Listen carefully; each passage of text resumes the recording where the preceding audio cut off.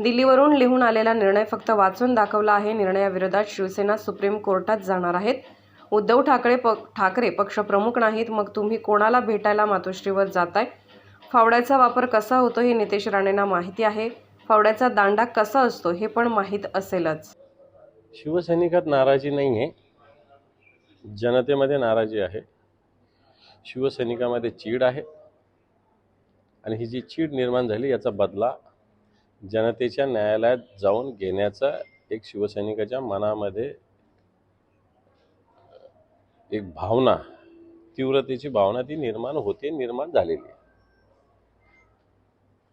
पण आता उद्या 1 लाख लोक गोळा करण्याचं काम सध्या सुरू आहे. नाही, असं व्हावं असं काही मी चिंतन करणार नाही. कार्यक्रम सुरळीत व्हावा त्याच्याविषयी काही असं आम्ही मनात असा वाईट विचार नाही आणणार, कारण जनता आपली आहे. ज्याला जायचं ते जाऊ शकतात. कार्यक्रम सुरळीत व्हावा अशीच आमची मनोकामना आहे. त्याच्यात असं खारघरसारखं व्हावं असं बिलकुल आमच्या मनात नाही आणि होऊच नाही अशा पद्धतीने. त्यामुळे सरकारने सगळ्या खबरदारी घ्याव्या. परंतु नरेंद्र मोदीजी आता येणाऱ्या काळात मला वाटतं महापालिकेच्या म्युन्सिपॅलिटीच्या वार्डाच्या प्रचाराला येतील की काय असं माझ्या मनात शंका आहे. Thank you sir. हिंदी काय नितेश राणेंनी टीका केलेली आहे की मशाल चिन्ह हे अंधेरीच्या निवडणुकीपुरतं दिलं होतं, पण आता फावडा घेऊन जावं लागेल गटागटात. फावडा घेऊन त्याला तुम्हाला ओढून घेऊ ना चांगल्या पद्धतीनं. फावडा काय कोणती निशाणी होत्या ना. फावड्याचा वापर कसा होतो नितेश राणेंनी शेतात केलेली की नाही मला माहीत नाही, पण मला चांगला माहिती आहे फावड्याचा वापर कसा होतो. फावड्याचा दांडा पण कसा असतो जरा नितेश राणेंना पाहावं लागेल.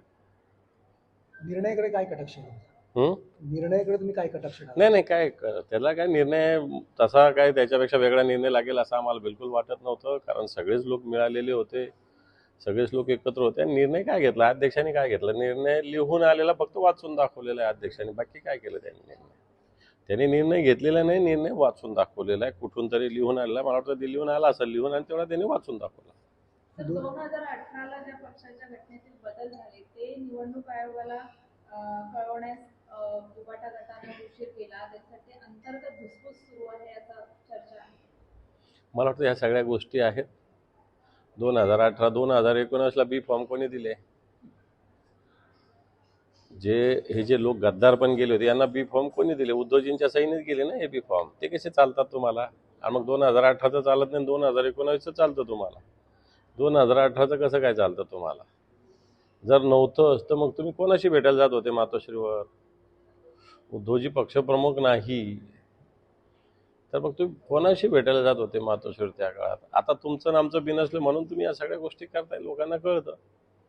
सर उद्या निकाल के बारे में क्या? नहीं, शायद इस पे तो हमने रिएक्शन दी है.